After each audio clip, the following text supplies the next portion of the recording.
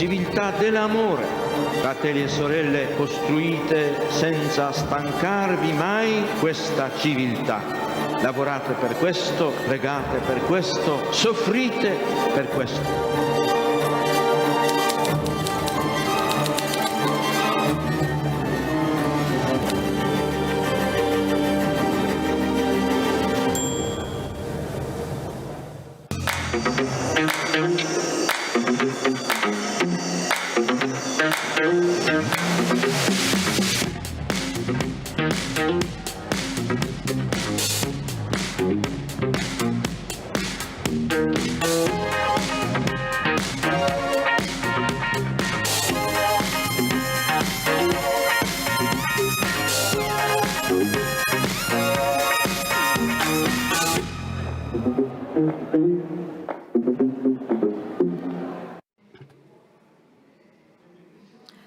Welcome everybody to this meeting, Experiences of Life Skills and Personal Skills here at the Rimini Meeting 22 edition. Today's meeting is about a particularly significant topic, both for the educational world and for the labor world.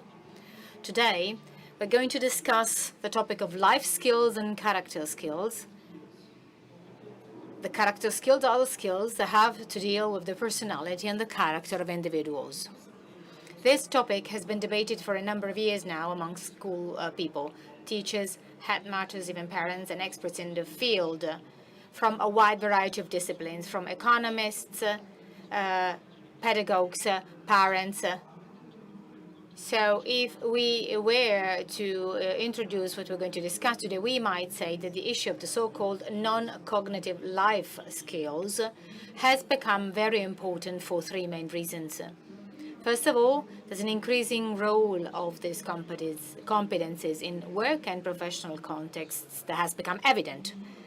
And this to an extent that is equal, if not greater, than the role of the so-called cognitive skills, mathematics, science, literature.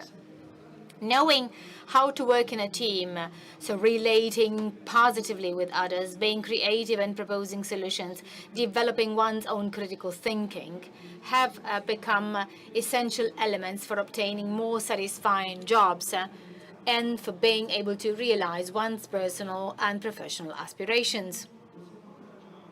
The second reason is that in the face of the growing importance of these skills, the awareness has matured that educational institutions, so schools, universities, training centers, pay little attention, and above all, they have little professionalism when it comes to the development of the so-called soft skills, the non-cognitive skills, and their priority is mainly focused on disciplinary knowledge. As a matter of fact, school curricula, so the subjects and knowledge, the knowledge transmitted, conveyed at school, have remained almost unchanged over time, and no space has been given to rethinking the most important skills to be transmitted to young people. Terza ragione. Then there's a third reason. As some educational institutions began to question the best way to develop their pupils' non-cognitive skills, they also realized that there's a gap. There was a gap between the experience and the models on which to draw. And significant questions, important questions have arisen, such as, for example, is it necessary to define specific subjects for these competencies, for these skills? And then, again, which activities, which teaching methods favor the development of non-cognitive skills within a more traditional school curriculum? What skills do teachers need to acquire in order to fulfill their role as educators in the context of this new responsibility? Today's meeting is intended to try to make a contribution in this direction. It is to try to recount positive experiences and then propose reference models to start tangible work in schools and training organizations. So we would like that at the end of the meeting of this session, we have a more clear idea, a clearer idea of what these non-cognitive skills are and how we can work on them in schools. Before going into this, it is probably appropriate to propose a definition a definition that is not intended, that does not claim to be exhaustive, but rather to guide our discussion. And to this end, I would like to borrow an approach that I found in a volume edited by Professor Maccarini in Padua, and this book refers to social emotional learning. Professor Maccarini states that this social emotional learning is, and I quote, is the process through which children and adults acquire and effectively apply the knowledge, the attitudes, and the skills necessary to understand and manage emotions, to set and achieve positive goals, to feel and show empathy for the others, to establish and maintain positive relationships, and then to make responsible decisions. End of quote. This description shows two main dimensions. First, there is a motivational dimension. So why do I think, or why do I do certain things? And then second, there is a capacitating element. In other words, how am I able to think and to do certain things? The combination of these two, motivational and skills, basically, allows us to adequately apply behavior that we can define as morally positive in various contexts and situations, so as to develop a richer and a more interesting and deeper educational pathway. So, in view of these elements, the questions that animate the intentions of this meeting of this session are the following. First, is it possible to develop this kind of learning in schools? Is it the responsibility of the schools to work on these competencies of the skills, or are these rather knowledge dynamics that have to be assigned to other contexts like the family or the recreational clubs or the oratory? Then second, how do cognitive skills relate to non-cognitive relational soft skills? Are they opposing one to the other, or do they mutually reinforce each other? So we will try and give an answer to these two questions. The meeting is structured in two main parts. In the first part, we will listen to the experience of three main places, which are the examples in which specific intentional focus has been posed to the all-round development of children. So there will be the example of the Cometa Formazione's Oliver Twist School in Como, Piazza dei Mestieri in Turin, and the Galdus organization in Milan. And we will ask each of them to briefly describe their reality and their experience in the development of non-cognitive skills. And then in the second part of the meeting, we will leave the floor to two experts who are currently working in this field, specifically the president of Invalsi, Roberto Ricci, and then the director of the OECD's educational DG, Andreas Schleicher. And here I would like basically to go into the details to immediately start this meeting. I would like to first leave the floor to Diego Sempio, the Galdus Formazione, Galdus Formazione's teaching director. Thank you very much for being here. So, thanks to you. Thanks for giving me the chance to talk about such an important topic. The Galdus Vocational School was set up 30 years ago in Milan. Over time, it has grown. It has diversified its activity, ranging from vocational activity for young people to training for the adults, projects for the labor market, apprenticeship, and teaching innovation. So we are a school that has always been aimed at training workers and professionals. That is the reason why today's topic is particularly important. That is because the work of labor increasingly requires the presence of the so-called non-cognitive skills, transversal skills, soft skills. I'm going to read out one of the many emails that we receive from companies as a feedback email after the apprenticeship of one of our pupils. The apprenticeship of your student is going on very well. Your student is very curious, he's very interested, and this on all the aspects of our work, ranging from customer management, as well as all the main services related to our products. He's very much committed also, for example, in the cleaning of the shop. So he's a very passionate worker, very committed one. He never stops And if he doesn't feel capable of meeting a problem, he starts learning about that up until he reaches the point in which he can solve it autonomously. He's also very much appreciated because he's a very nice and solar person and very well-behaved person. So if you think that you have a pupil that has the same characteristics that this pupil also has, we would be only but glad to have to offer another apprenticeship. I read this mail out because I think it is very significant to show the way in which a company looks at non-cognitive soft skills, also when it comes to personnel recruitment. So,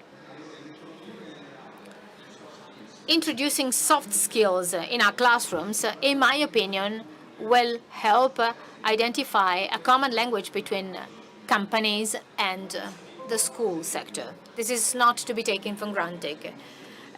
When companies tell us that it's important that the new apprentice will be well-behaved, well, it's very difficult to understand what this means, and it's also very complex to assess and promote.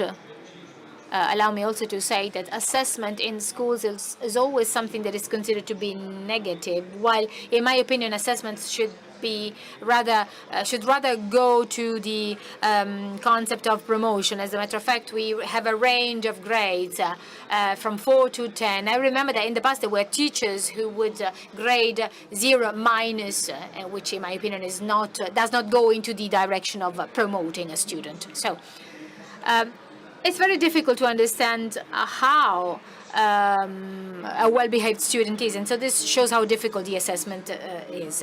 So identifying common ground on the issue of soft skills appears necessary for me. I do not know if these skills can be really taught. They can certainly be witnessed, and at the same time we can create an environment that is capable of welcoming them. So the pupil that was the subject of the email certainly received the foundations of his education and his training in his family. But I believe that schools can play a major role in this field too. In Galdus, we introduced teaching the soft skills ever since the first year because we believe that students and pupils have to know what they are and that they exist. And so we identified a set of 10 soft skills, which are the core soft skills, and their development is a target for the pupils of the 3-year pathway curriculum. In the first year, they are described. They even have to learn them by heart. And we try and show them in action, for example, through videos and witnesses. So we aim at, in a way, helping students and pupils in learning how to observe them so that they can exercise afterwards. And then later on, we try and stimulate students and induce them to identify soft skills in themselves. So we invite in observing themselves during work groups or during lab activities. And this leads to conversations, reflections, especially with their school tutors. The school tutor is for us a fundamental professional profile in this curriculum. And then we ask companies to observe and assess the very same set of soft skills during the apprenticeship. This assessment can then be indicated by the student, by the pupil in his or her resume, in his or her curriculum. So we tell them that basically what you have to tell the truth. We tell companies that they have to tell the truth when it comes to describing the soft skills of the person, because then the person can indicate them in their resumes, in their curricula. In any assessment process, it's fundamental what your starting point is. So to this extent, the people we were talking about before, we have to say that at the beginning he was not very good at school. In the middle school, he always had problems, for example, in addressing, in attending school. And even if he was well behaved, he has always often actually posed to be quite weak in some subjects. And then he was offered as an apprenticeship in a shop that was actually doing repairs of computers and smartphones. So at the beginning, he was afraid. He was afraid of having a direct relationship with clients, with customers. And then after a few days, he asked to change. Even his family was a bit reluctant, but actually his teacher managed, succeeded in convincing him to resist. for a couple of more days in order to put himself to the test for some more days, and he decided to go on. After 1 month, the school received the email that I've just read out to you. So being put to the test in a real situation, in this case in a shop, in which it is clear what the main target is. So the meaning of what you're called upon to do has in a way facilitated the coming out of one's personality so as to change it. It's fundamental that schools are increasingly a place in which meaning is conveyed, sense is conveyed, and vocational training. In this, it is facilitated because actually we are facilitated by our own method, which is that of learning by doing. So we carry out evaluations and assessments, judging on the basis of assessments of the goals, whether they are achieved or not, and also the average grade in schools are important. We are investing a lot in giving an increasingly large number of students to go abroad, also with grants, to send them to, for example, labs, or to carry out a teaching pathway based on objectives. But this does not replace traditional classes and the study of theoretical knowledge. It's quite the opposite. This goes hand in hand with them. And actually, the approach on the part of students are favored in this. And as a matter of fact, they are further incentivized to learn because they have the knowledge, they have the need to delve into the reality that surrounds them. The guy I was talking about before is now ready to go to work, and after the 4-year study, actually diploma, secondary school diploma, he is now decided to go on to university. So what relation can we have between in a school between cognitive and non-cognitive skills?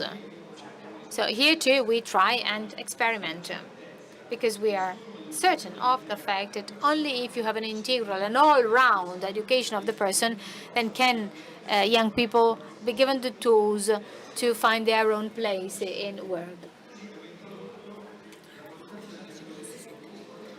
So this is actually what we mean by professional behavior. Professional behavior is about being engaged, doing the homework, then also the way in which one behaves. So behaving correctly depending on the context, being on time, being timely, attending school, going to school. So you have a summary of assessment, which then in the intermediate assessment of the student is separate from the grade on the subject. So, for example, if you are sufficient in Italian, but you did not behave well in school, you do not do your homeworks, or you come late at school, you will be insufficient in the professional behavior. And so the final grade for Italian will be insufficient, even if you were sufficient in the cognitive skills. So the grade in the professional grade is the one that comes from all is a collegial one, and it will be decisive for participating to projects abroad and to participate also in extracurricular projects. So what we are describing are in a way attempts that we are trying to put forward to try and make schools an experience that is rich in experience and rich in meaning. So it's a school that can represent a fascinating adventure for young people discovering themselves and the world. Thank you.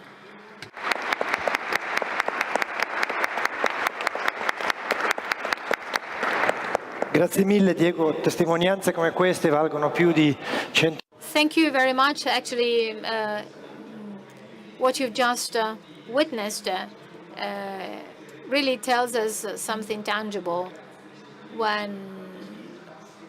what cognitive skills are, and the fact that cognitive skills and non-cognitive skills are particularly important. I was particularly struck by the fact that you have a school coach, that you have a tutor, that you come out with collegial grades. So in this school, in this room, we also have lots of teachers. So This is a tangible example that can provide also operational, useful examples to follow. So thank you very much. Now, let's move on to another speaker, Giovanni Figini, school headmaster of the Oliver Twist School. Thank you for your kind invitation. Cometa Formazione stems from the experience of the Cometa family's welcoming experience. So from the encounter with Don Giussani wanted this school to be set up. And so in 2003, the first courses started for some young students and pupils that were in the Cometa Center and who had previously not attended school, who had experienced severe problems of drop out from school. This is a phenomenon that is particularly wide felt, and it comes even earlier. So we actually got these pupils, the students, where they were, and we welcomed them, embracing their needs. And now the school basically offers a curriculum which is so-called Lyceum of Work, to give it dignity. The aim is to give everybody dignity in life through school and through labor. Then vocational training courses started to be intended as a school and a business at the same time. So that the school has to be a place in which you learn by doing, you learn from experience. And then starting from September, there will be an art lyceum focusing on design. That's a project that has been authorized by the Italian Ministry for Education. The aim is to, in a way, provide an answer to the lack of orientation at the end of the middle school. And its aim is to combine design, art, culture, and entrepreneurial spirit, thereby trying to forge this natural unit between thought, thinking, and acting. So the idea is that after 5 years, you have two possibilities. You can decide whether you can go to university, or you can even enter, if you want, the work world.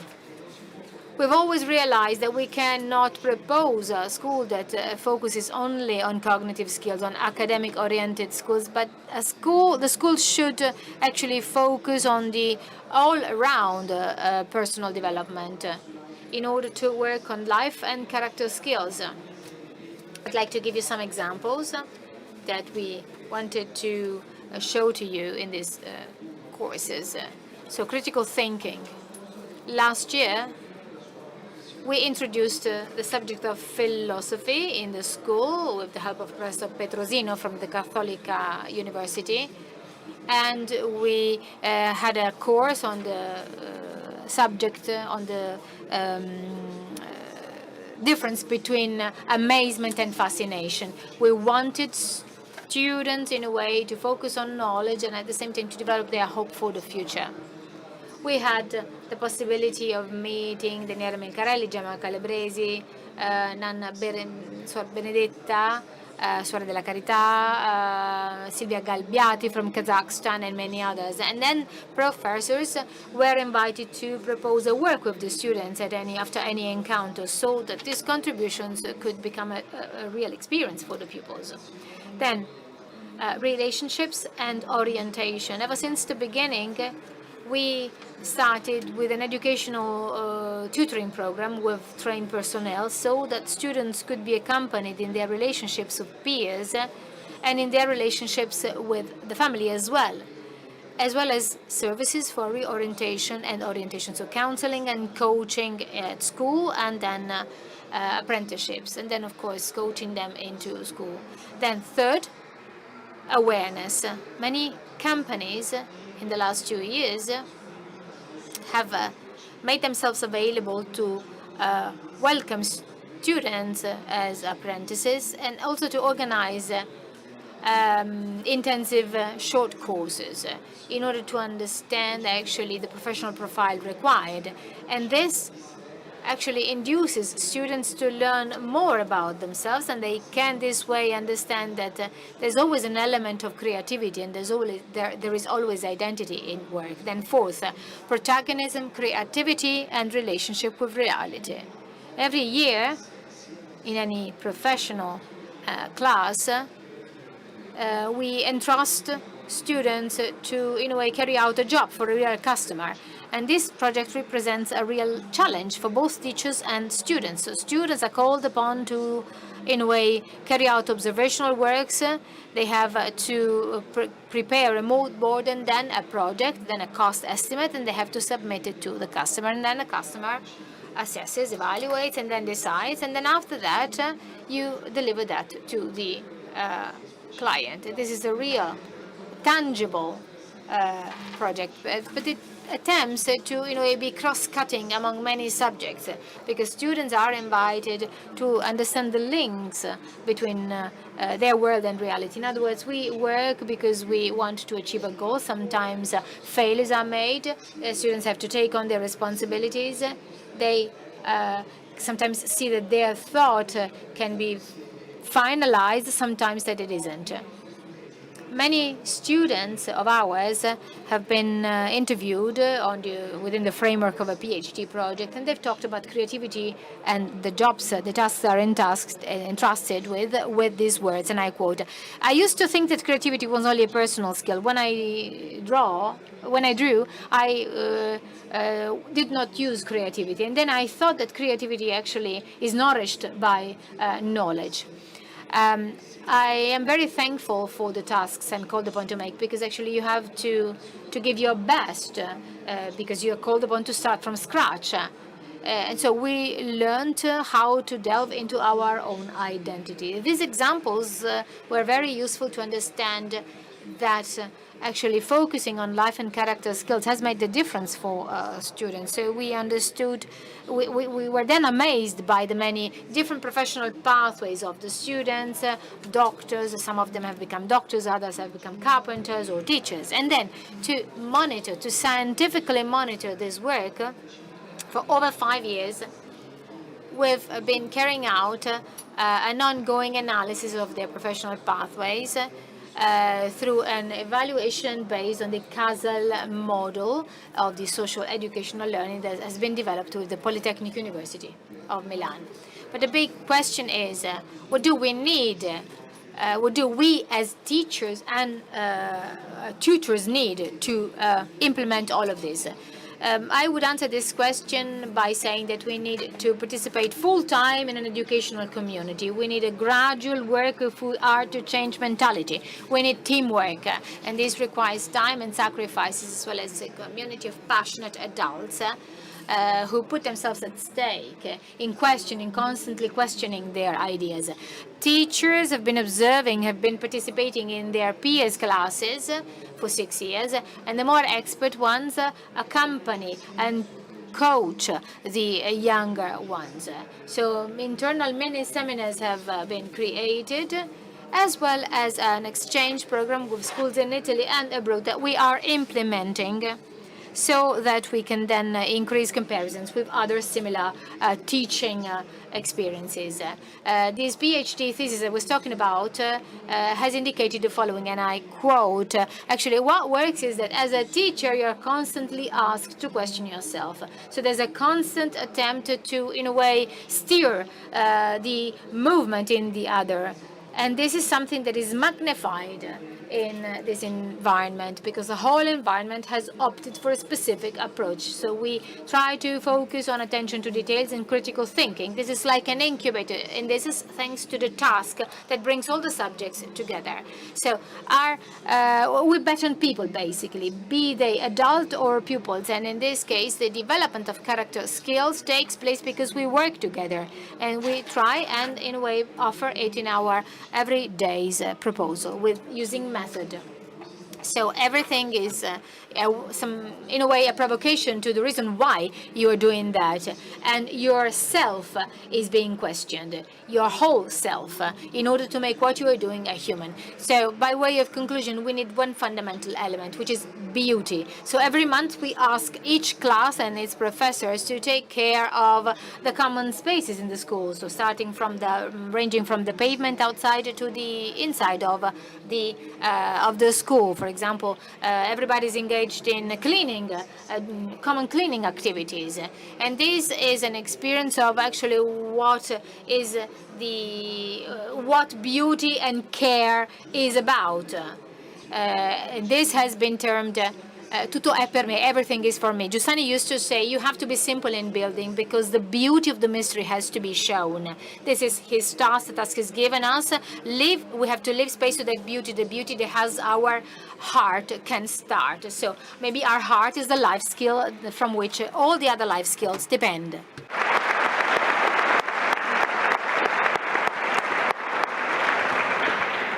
Giovanni, ti ringrazio tantissimo. Thank you, Giovanni, for sharing this experience with us, as well as the many examples of how this new educating model can be applied. I believe that many people here have been really touched by these examples. The philosophy activity in a professional institute was one of the examples that struck me the most. And then, well, I will quote one of your students by saying creativity feeds on knowledge, because this is really a central point in the kind of work we have to do together. And now let's listen to Cristiana Poggio. Good morning, everybody. Piazza dei Mestieri was founded in Turin in 2004, and to answer to a certain question: what happens to young people that drop out from traditional schools? So we were a group of friends who were really trying very hard to find an answer to this question.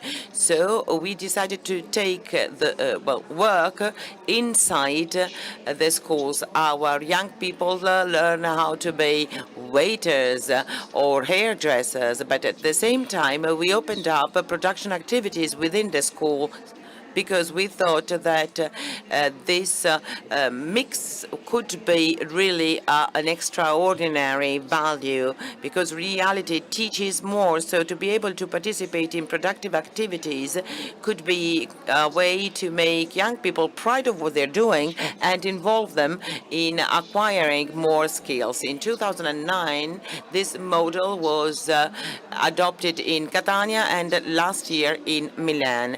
We have now over 5,000 young people from 14 to 18 years of age that participate because, there are different parts that we have created for professional institutes, 3 or 4 years, or there are young people that are actually identified by schools themselves because they have problem in keeping them at school. So we could actually meet with the schools. We could train the teachers of every kind of schools, because, I would like for one thing to be clear.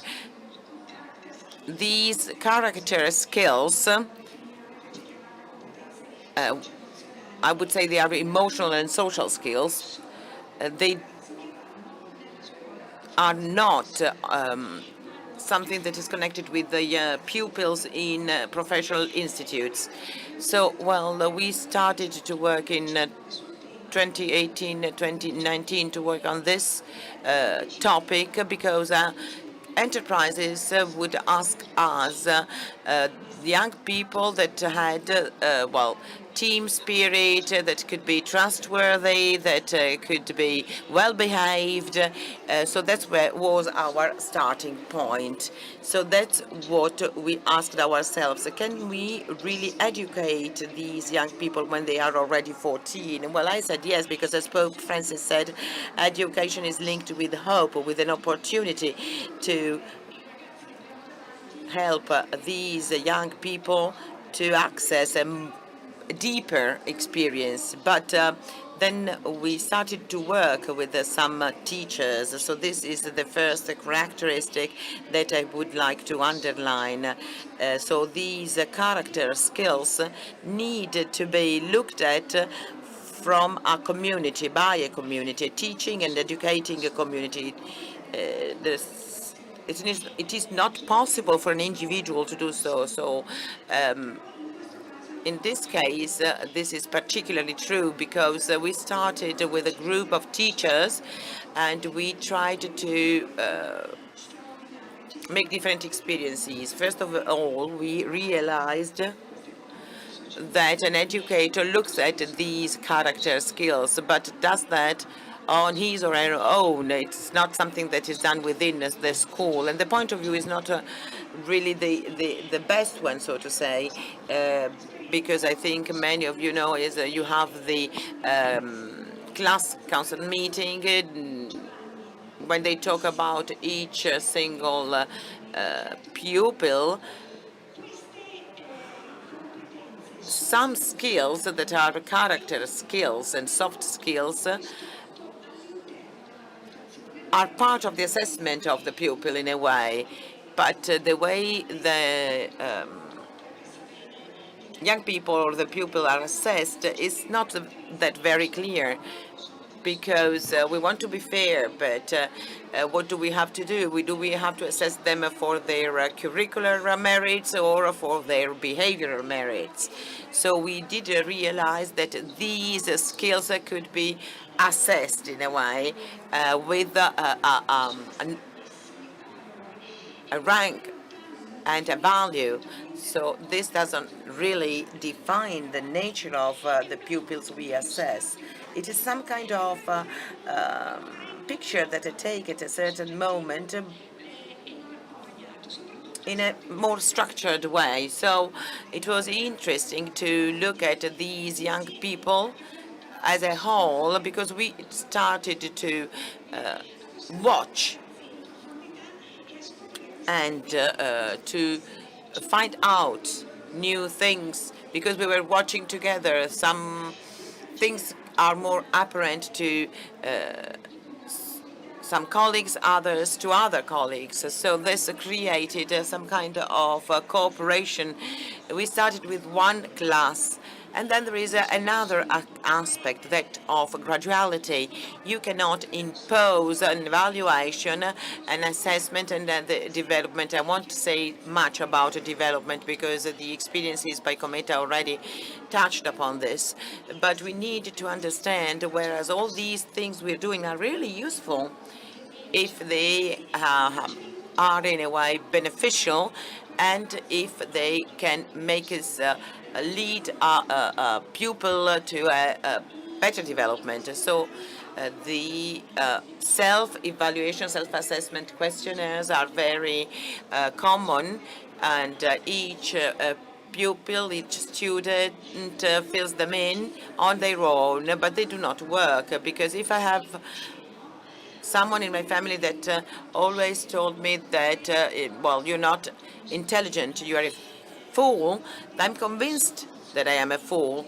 These character skills come out when you are in front of a teacher, and makes you realize that you have skills that you didn't know you have.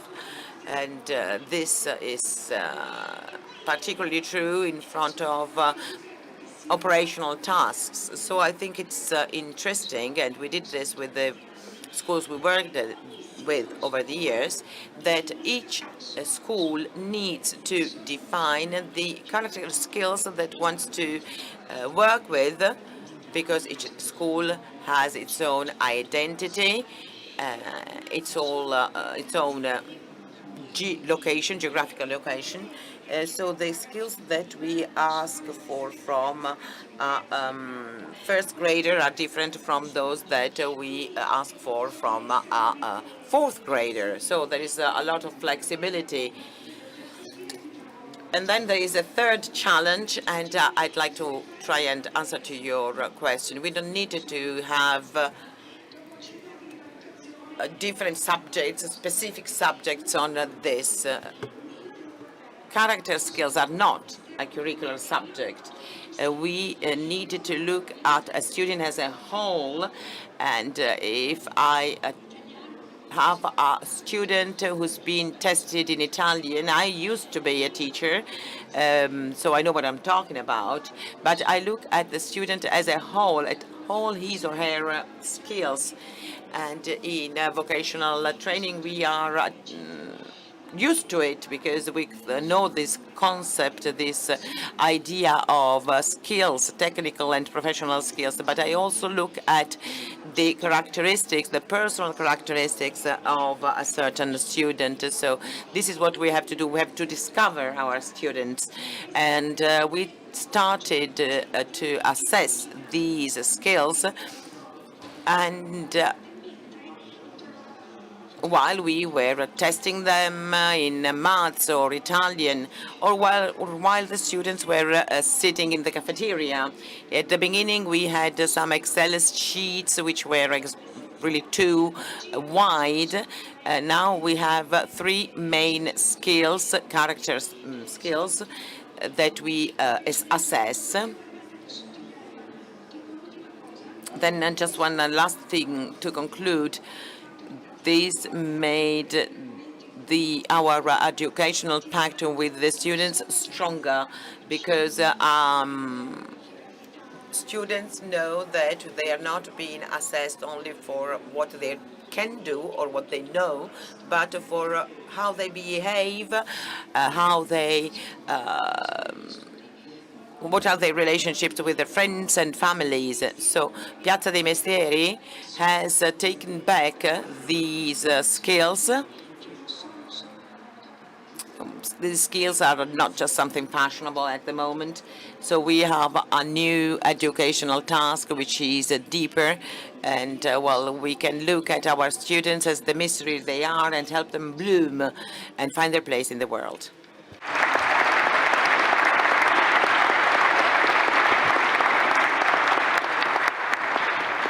Cristiana, mi hanno molto colpito due indicazioni. I was really struck by two aspects of your method. The fact that you work together.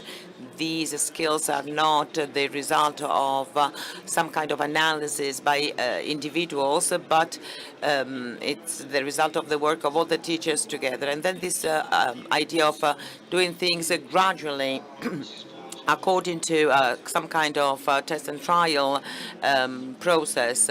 Then I would like to underline something else. I was really struck by how this project was developed, because when you started from the so-called needs and you then actually developed a real project. So on the basis of the experiences we have listened to, we can now listen to the indications, the information from experts that study and work in this field and that have been working on integrating non-cognitive skills or character skills, social-emotional skills, as Cristiana said, within the schools. So first of all, I'd like to give the floor, and we have here a connection. We do hope there are not going to be technical problems. We would like to thank Andreas Schleicher, who is the Director of Education and Skills and the OECD.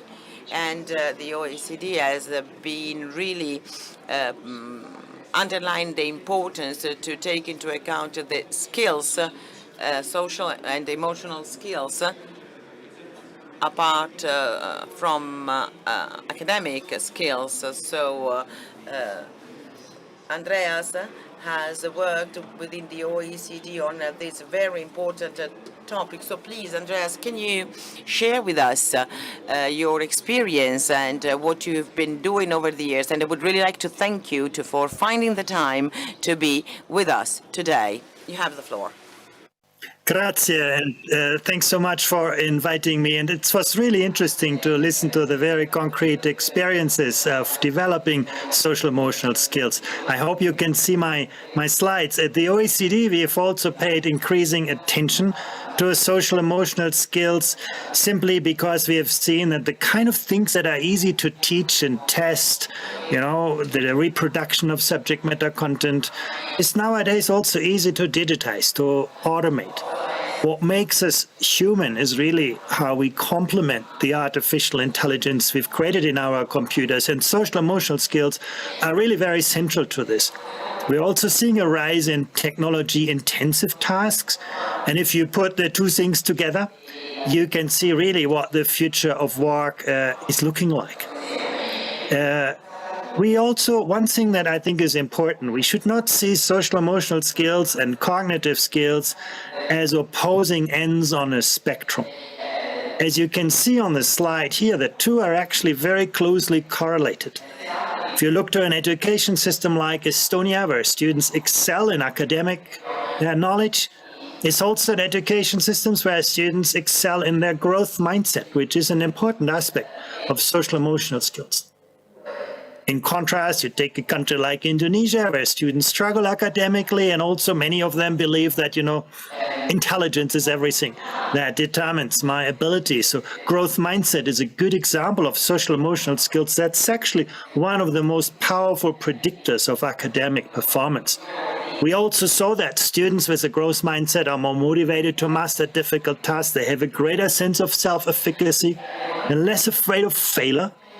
And if you think about it, if you want young people to be, imaginative, creative, you need to give them space to take risks. If they take risks, they make mistakes. If we help young people to actually overcome mistakes, you can see how powerful this is in terms of their own experiences. So that brought us actually to study that more systematically. We look at, responsibility, persistence, self-management. We look at emotional regulation, aspects like stress-resistant, optimism, emotional control. We look at empathy, trust, cooperation, social dimension, open-mindedness, curiosity, creativity, and then also the engagement with others. And those aspects are actually ones that we have been able to measure and therefore make visible. At the OECD, we believe it's very, very important. We cannot improve, we cannot change what we cannot see. So making social emotional skills visible is a very, very important objective for our work.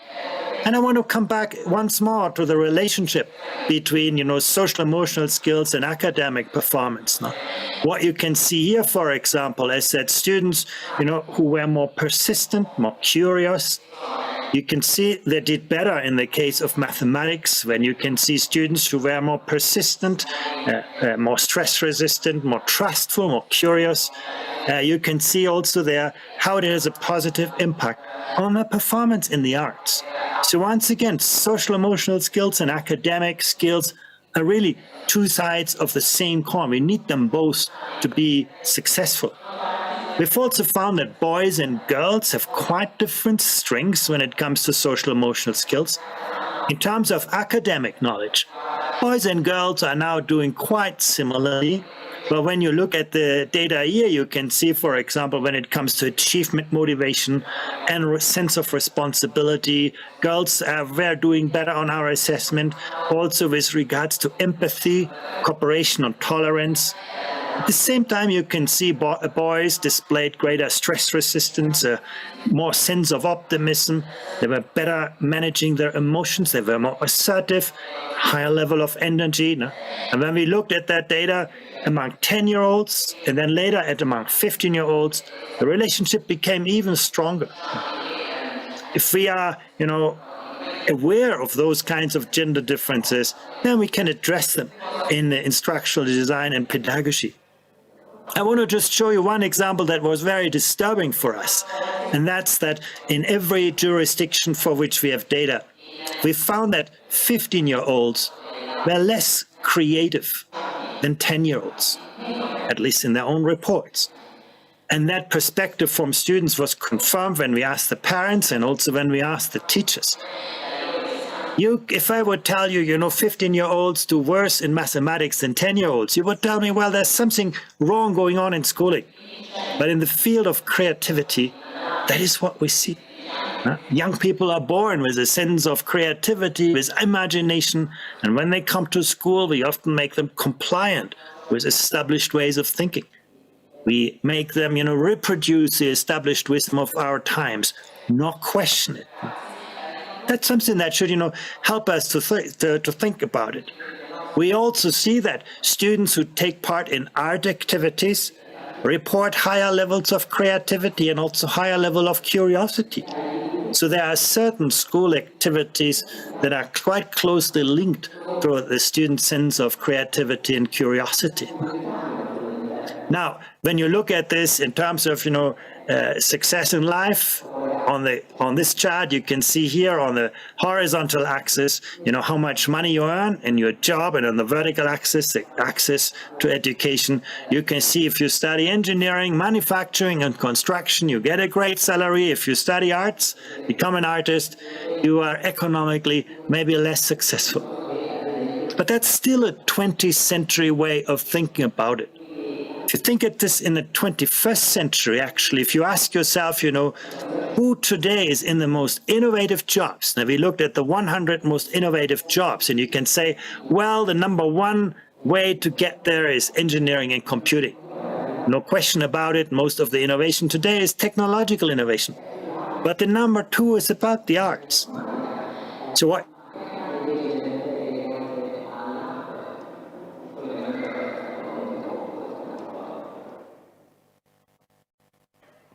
Temo che sia caduta la linea. I'm sorry we cannot hear you anymore. We hope we can solve this technical problem. Otherwise, we carry on. So the message that Andreas was giving us was quite clear. So this is the idea, and this is a very important contribution by the OECD, who, firstly, included the assessment of non-cognitive skills in the general targets of the educational system. So this is not something to be taken for granted. A few years ago, particularly when this topic was not so well known, and then the attempt to define and measure these skills, which makes it possible to make this evaluation more concrete. I would now like to give the floor to Roberto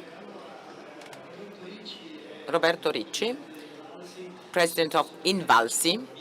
He is a friend.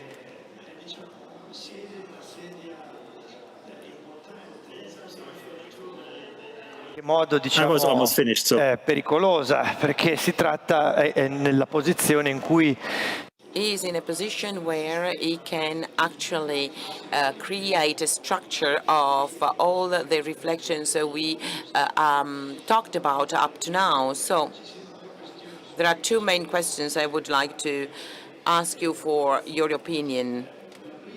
Firstly, last night I was talking with a friend about this event, this talk we are having today on non-cognitive skills. My friend asked me, is it really necessary to measure these skills in this enhancement effort? Is it really important to measure through different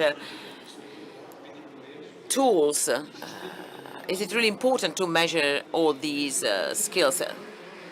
And then there is another question I would like to ask you. We have heard about extremely significant experiences.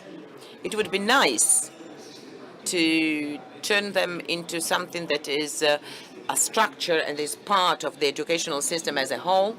Would that be possible? What do you think? What can your institution play? What role can your institution play in this? So these are two complex questions, but I know you will be more than capable of responding. Sera stai a casa, che è meglio. Thank you for this invitation. It would be better if you didn't meet friends at night, because otherwise your questions are too difficult. Anyway, I'll try and answer anyway. After listening also to the experiences that have been shared with us by our friends here. So yes, I do believe that it is necessary to find a way to measure in an adequate way this kind of skills. And the reason is that even here with you today, from my point of view, I can see some aspects that are interesting.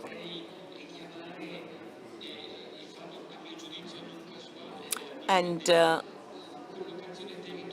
is also a location, a territorial placement of this experience, a geographical aspect. So autonomy, initiative are fundamental. They need to be supported and encouraged. But we need to have a system at the national level that can intervene when those initiatives aren't present. And I do believe, then maybe Andreas can give us further data. I do believe that we need to find a way to measure these skills. I don't think that you need to have a subject dedicated to this. Otherwise, we would just simply reproduce the schemes that we are trying to overcome. But we need to have some clear indications when there are no initiatives like the one we have heard about today. So I would like to share with you some thoughts. We are talking about Italy, obviously, but this is a problem that goes beyond our national borders. And all the so-called advanced or developed countries did not achieve encouraging results or satisfying results in terms of overcoming the burden of the social, cultural, and economic context of background of the students. So maybe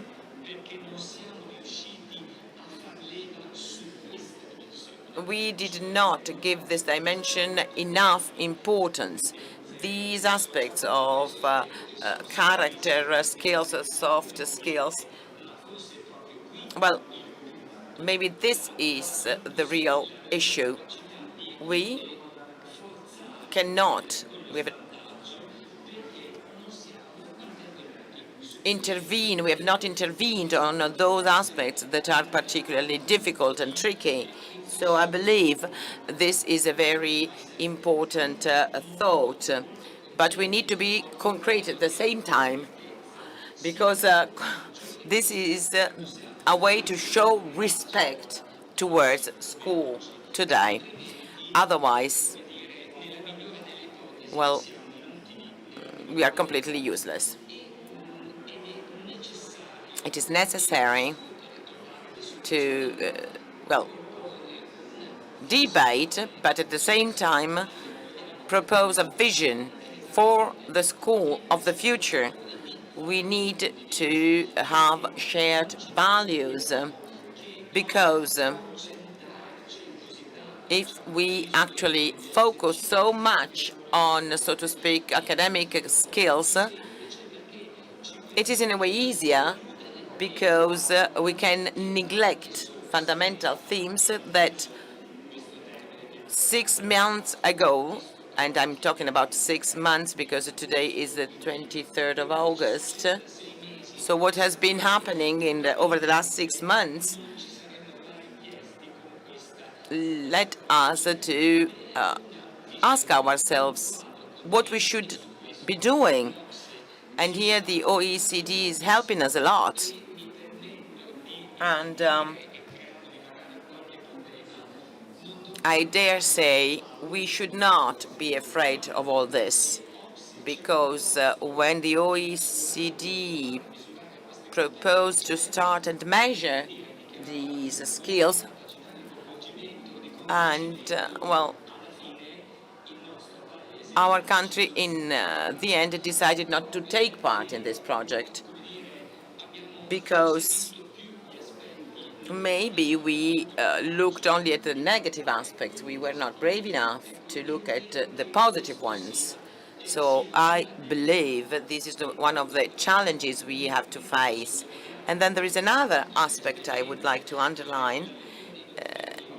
The literature, the documents by OECD clearly tell us, be careful, there's a danger that shouldn't make us go back. On the contrary, it should make us look forward with a certain caution, but we should avoid to use these soft skills because we have some problems in labeling in a way these skills. Anyway, they should not be seen as an alternative to the fundamental skills that are the milestone of our schools. On the other hand, we run the risk to repeat the mistakes we've been doing over the last 30 years in other sectors because we did not speak openly. So it is very difficult to develop this kind of skills, but it calls upon us to have a certain framework, a shared joint framework that needs to collect all resources, technical and scientific resources included, to try and look at the positive aspects, not the negative ones, or at least not only or on the negative ones. Those who, like me, read a lot the literature, there are long lists of the dangers and risks of the things we should avoid, but there were only very short lists, if any, on what we should be doing. So we need to be brave, have the courage to go and look at our past experience, what we've been doing, but we also need to find the necessary space to take up this new direction. We shouldn't be afraid, as our friends told us here. We shouldn't be afraid to accept the differences that we have in our population. So philosophy taught in professional schools, for instance. But what kind of philosophy? The experience of the past showed us that there are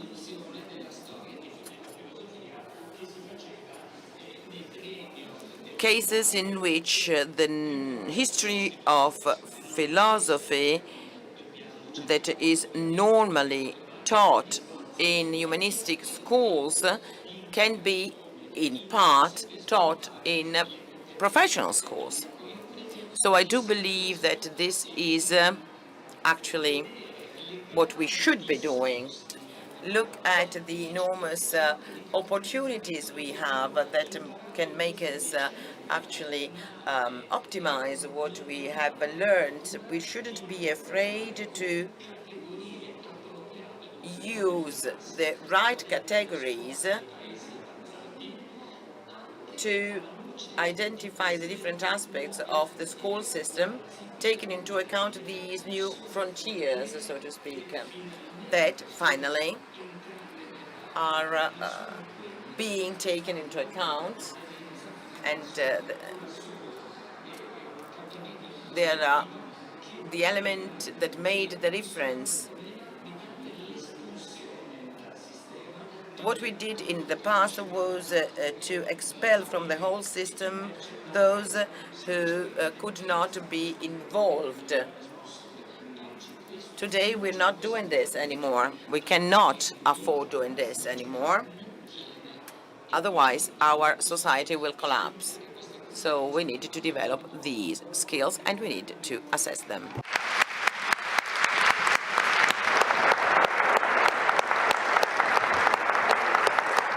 Grazie mille. Thank you very much, Roberto, first of all, because you really made your best to answer the questions, the difficult questions we posed you. And also thank you because you reminded us all of the responsibility that all the players who are making experience with these soft skills is a huge responsibility. I would now like to leave the floor again to Andreas. First of all, thank you very much, and apologies, Andreas, for the technical problems we had. I would like you to kindly ask you to finish your reflections. You made reference to the relation between social emotional skills and disciplinary academic skills.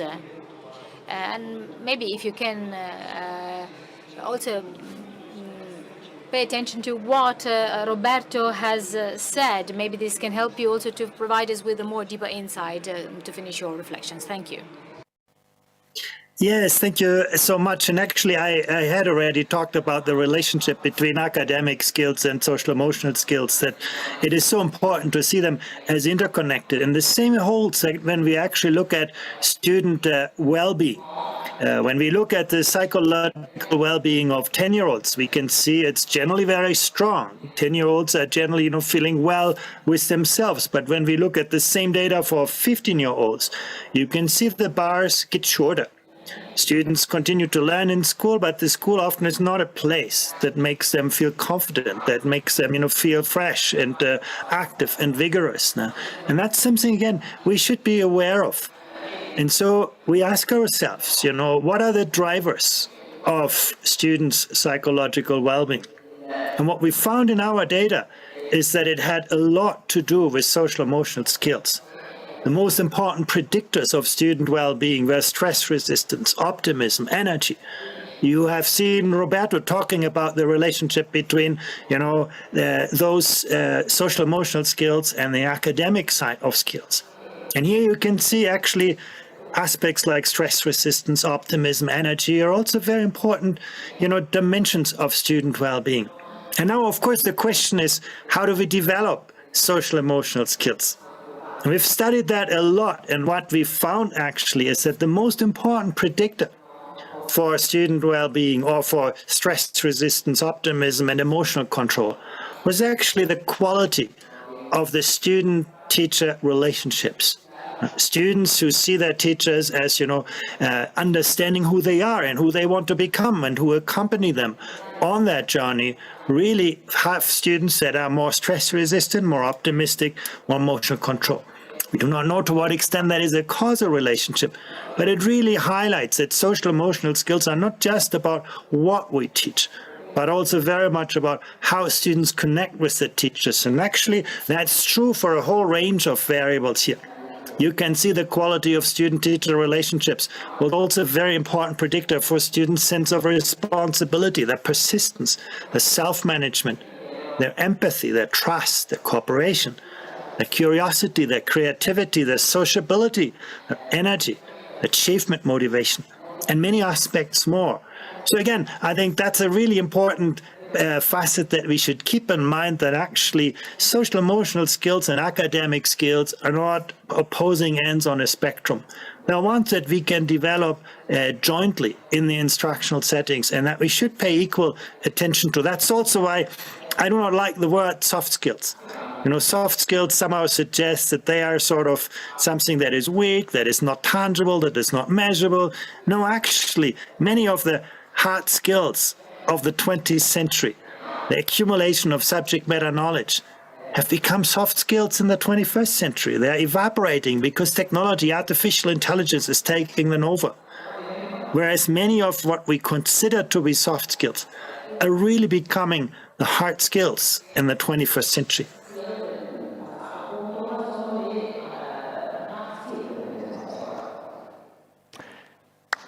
Thank you again. Grazie.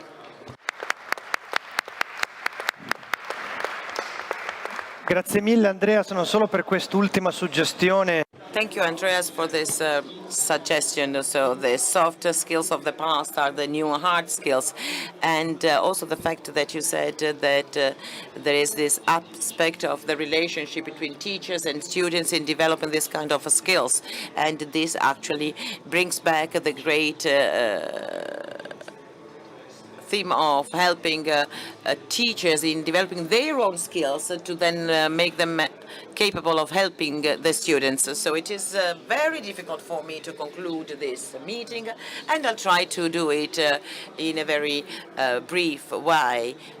So there is an aspect that I must say really surprised me, that is to say the number of people that decided to participate, to attend this talk, because this shows that this is a theme, a topic that starts to be really important for many different people who want to develop this educational adventure.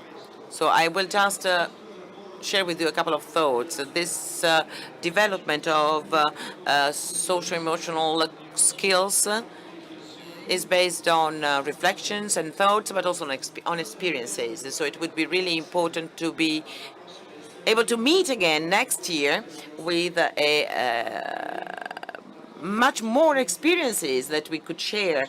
We can collect suggestions, indications, also on the basis of concrete experiences. So there are research works underway at the moment on this, and I think that every one of us could have experience that could be shared. So we would like to collect all these experiences and, well, we'll try and find a way, an operational way to do this, to collect all these experiences and share them with all of you. Then there is a second reflection I would like to share with you. I have been dealing with the research on this theme for a few years. A few years ago, it would have been unthinkable to devote research work to these aspects. The role of character skills, non-cognitive skills in the development of school activities is something that has been acknowledged. And now we no longer think that schools should teach how to read and write and everything that comes with it, whereas the behavioral and non-cognitive skills of the young were developed somewhere else. Well, today we are aware that these skills are developed also within the educational system, and the school plays a fundamental role in this. And in particular, Roberto was saying that the differences between students coming from different family backgrounds or social backgrounds are still evident, because often schools cannot work on this non-academic dimension and skills. So this is a challenge that is part of our educational system, and I believe this is already a very positive result. I would like to thank you all for taking part in this event, and I would like to remind you all that the meeting is a place where you can have a dialogue like the one we just had. So it is important to support the meeting. As you've seen, there are some desks and stations with a logo which is Dona Ora, where you can contribute to the development of Rimini. I invite you to do so. Thank you, everyone.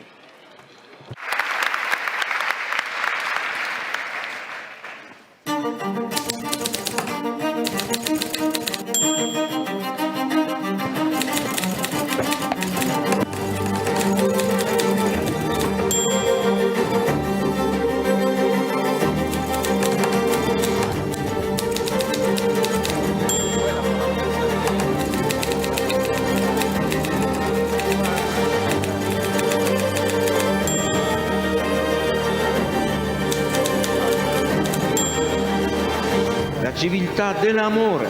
Fratelli e sorelle, costruite senza stancarvi mai questa civiltà. Lavorate per questo, pregate per questo, soffrite per questo.